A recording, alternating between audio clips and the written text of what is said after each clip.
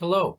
You recognize that man there speaking, and the one down below? That's Trotsky. We all know that Lenin was a leader of the revolution, and that he was an amazing orator. He fired up the crowds, he inspired the people of Russia, and he became the father of the Soviet Union. But what about Trotsky? Let's take a look at what one of his associates said.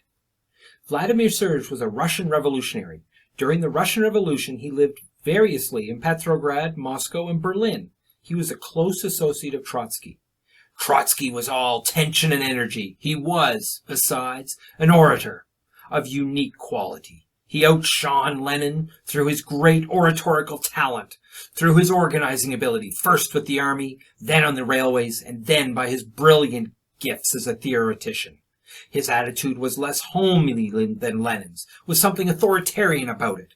That, maybe, is how my friends and I saw him. We had much admiration for him, but no real love. His sternness and his insistence on punctuality in work and battle, the inflexible correctness of his demeanor, struck me as proceeding from a character that was basically dictatorial. And now, the presentation looking at these two gentlemen. Hello, class, and welcome to the last presentation for the topic of 5 and 6. It's the roles of Lenin and Trotsky in the interpretation of the October Revolution, as presented by Waller in 6.2 and Waller in 6.3. So who did what during the October Revolution? We'll focus on two people, Trotsky and Lenin, and much to Stalin's chagrin, we don't talk much about him at all. In addition, what are the varying interpretations of the October Revolution by historians? And that'll be the final part of this presentation. So let's get started. We have two professional revolutionaries. They're both well-educated and both very articulate. Lenin became radicalized in some ways after his brother was executed for trying to kill the Tsar and for the way his family was treated. He has spent most of his life abroad, just like Trotsky. And I'm just going to move myself up here so you can see Trotsky. Both have been in jail and in Siberian exile. Ironically, while Lenin was in Siberian exile, he actually had a maid who he and his wife treated quite poorly.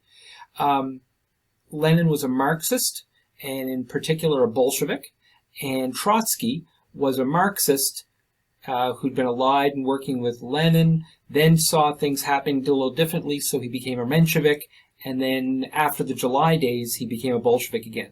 Lenin is known for his leadership and his fire, in the words of Waller, and Trotsky is known for his military leadership. Now, let's take a look at a picture here, and we can see Lenin and Trotsky in Russian history.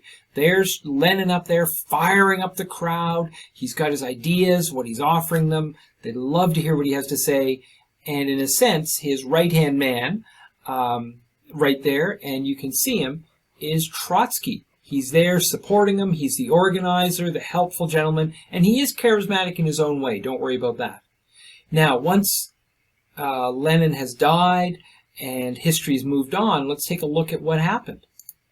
Lenin has an amazing tomb on Red Square. His body is preserved, and it's a national monument.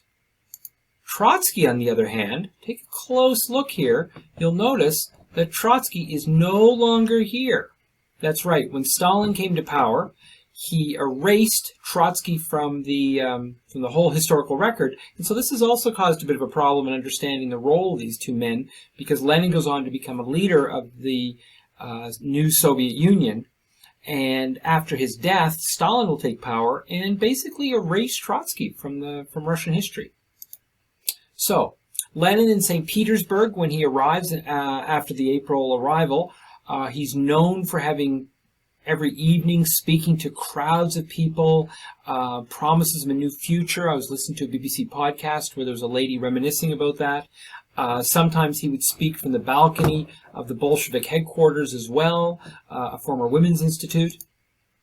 Now, Trotsky does have some appeal, too, so I'm sort of comparing and contrasting.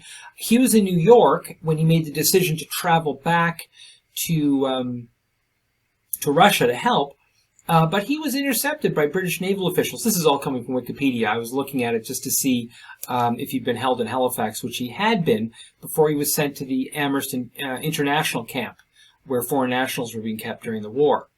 And I'll read it to you. While imprisoned in the camp, Trotsky established an increasing friendship with the workers and sailors amongst his fellow inmates, and describing the month at the camp as one continual mass meeting. And one might wonder now, did he have influence, did he not? And he did. You can see here his speeches and agitation incurred the wrath of German officer inmates who complained to the British camp commander, Colonel Morris, about Trotsky's anti-patriotic attitude.